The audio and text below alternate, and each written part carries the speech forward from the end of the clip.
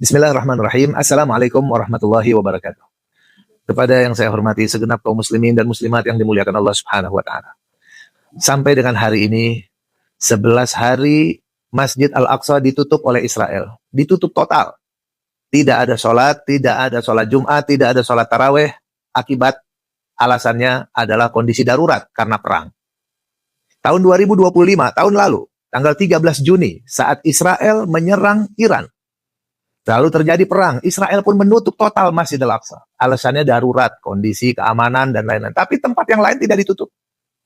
Kok bisa hanya Masjid Al-Aqsa? Kemana kaum muslimin?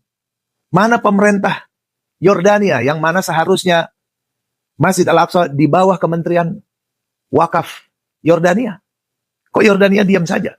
Tetangganya Mesir, negeri-negeri Islam diam. Masjid Al-Aqsa ini setara dengan Masjid Al-Haram. Masjid suci kaum muslimin, masjid tertua nomor 2. Sama setara dengan masjid kiblat kaum muslimin.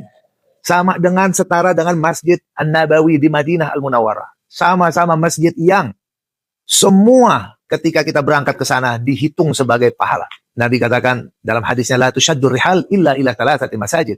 Jangan bepergian ke masjid-masjid niat untuk ibadah.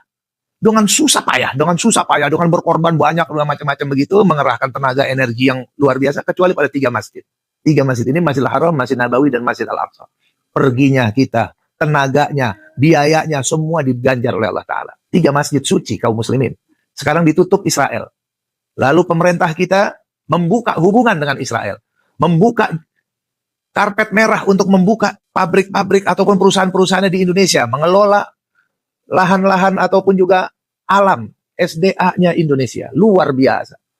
Luar biasa. Padahal Indonesia negara kaum muslimin terbesar di dunia. Sementara Palestina bukannya dimerdekakan, Masjidil Aqsa-nya diselamatkan, justru pemerintah Indonesia sibuk dengan mencari cara untuk membuka karpet merah, buka hubungan diplomatik dengan Israel. Ini pelanggaran konstitusional. Pelanggaran konstitusi. Oleh karena itu, mari sama-sama kita kawal Masjid Al-Aqsa kita. Walaupun dari Indonesia, apapun yang bisa kita laksanakan, mari kita laksanakan. Semoga Allah Subhanahu wa taala mencatat kita semua turut serta, turut andil di dalam pembebasan Masjid Al-Aqsa yang pasti dan pasti. Sumpah dalam Al-Quran, Allah Ta'ala menyatakan dalam Al-Quran, akan bebas Masjid Al-Aqsa. Kita akan merdeka dan akan masuk ke Masjid Al-Aqsa sebagaimana waktu pertama kali masuk ke Masjid Al-Aqsa. Insya Allah Ta'ala. Oleh karena itu, saya berharap pada segenap kaum muslimin, pusatkan perhatian, apalagi Israel berencana selain menutup Masjid Al-Aqsa di bulan Ramadan ini, Israel punya rencana untuk mulai membongkar Masjid Al-Aqsa bagian Qubbatus Sakhrah, Dome of the Rock, itu yang akan dia bongkar, lalu dia akan menggantinya dengan kuil Solomon. Ini niatan jahat luar biasa. Apabila dia mampu kerjakan itu, dia akan kerjakan di bulan Ramadan ini. Oleh karena itu kaum muslimin jangan tinggal diam. Mari suarakan. Kita nggak terima dengan apapun. Tolak usaha apapun dari pemerintah Indonesia yang menghubungkan dengan penjajah di atas tanah Indonesia. Indonesia haram berhubungan dengan penjajah. Indonesia wajib berperan aktif dalam menghentikan segala bentuk penjajahan di atas muka bumi. Itu amanat konstitusi. Semoga ada manfaatnya untuk kita. Assalamualaikum warahmatullahi wabarakatuh.